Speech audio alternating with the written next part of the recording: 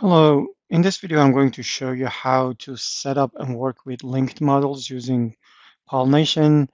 Um, I know some of the LLMs have taken it the wrong way that pollination doesn't support linked models because we recommended not to use linked model, but otherwise pollination support linked model.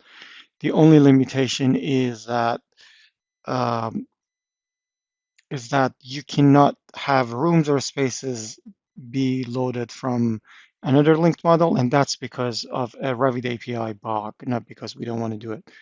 So the way it works is you should always be inside the what we call the host model that has all the rooms or spaces or areas, right? You open that file, make sure you detach from central if it's not if you see the option, right, you need to have a detached model, and then you save that detached model as central, right? So this one is I have already done this, but usually when you get a model, and if the model is not saved correctly, you will get a pop-up when you go to pollination that basically says tells you that, oh, this model is not saved as a host model, as a central model, and you cannot load the stuff from linked model. That's a real warning. I've seen people just ignore it and things don't work. So what you need to do is, like, when you get a model, if it's not saved as central, you go here and basically save it.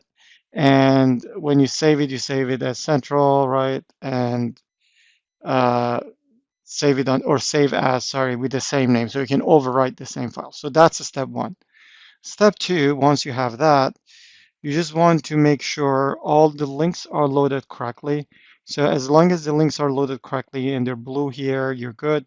Otherwise, you can always right click here and go manage links, which you can also access from manage here. And then here, you just make sure all of them are loaded. You can just right click and load, or actually maybe that's in Revit 2025, like in the older versions from here, reload from, or reload, so you can reload from and find where they are if they're not already successfully loaded. So once you have all of this, um, and in case you did this thing of, like saving the file and opening it again and all that, you may want to reload settings to make sure all the links are loaded. One of the things that you will see if you click here and you see none here, or you don't see the list of linked models, then the problem is that you haven't done that correctly, right? So now here, you need to have an understanding of what elements are basically are living where, right? You can click usually, and then if you go on properties of the selection, you can see, for example, this is in shell. I have all this elements are in shell for me. So this windows on top is are in the host model, right? For example, this roof is colored differently to this also is in the shell model. So I can go here for windows and doors, right? There are a bunch of them coming from host. And then if I want to get the ones from linked model, I go and click on shell. So you see the new ones are added and these ones are coming from shell. And you have to make sure you select the um, correct phase for those. So the rest of the process is the same. I'm not going to explain how the rest of the process works because, like, you can watch other videos for that.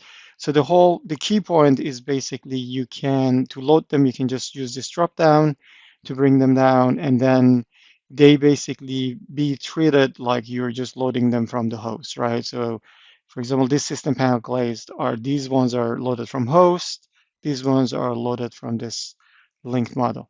Now, roofs are the same. Shades also all the same, and this is one thing that might be useful for people to know. So this one is from site, right?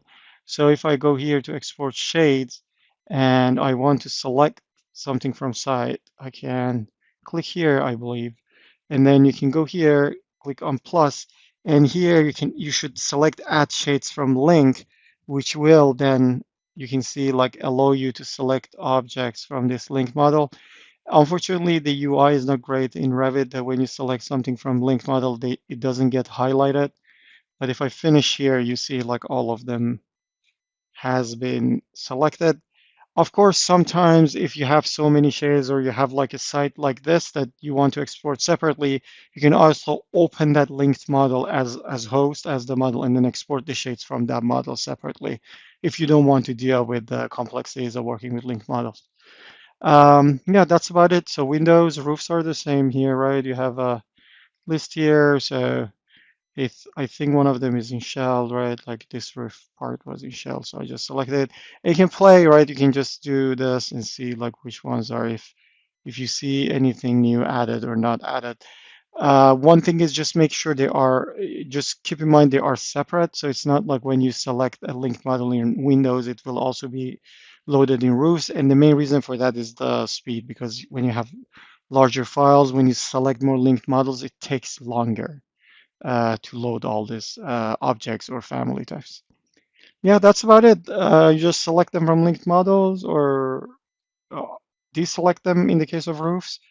And the rest of the process is just like the standard process for the Revit plugin. They are here, they will be exported, and they will be merged together in the, excuse me, in the snapshot that you export. Um, Thank you.